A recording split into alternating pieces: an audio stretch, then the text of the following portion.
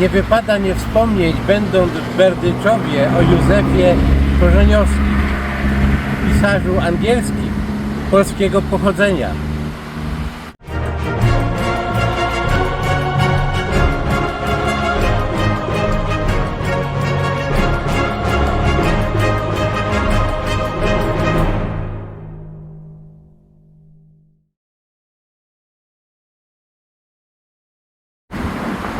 Zaciągnął się na statki, pływając, zarabiając i wspominając potem swe historie w książkach. Lord Jim to jedna z moich ulubionych lektur.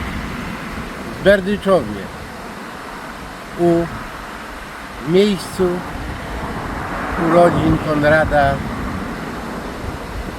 Korzeniowskiego w roku 1857 na tle kościoła karmelitów.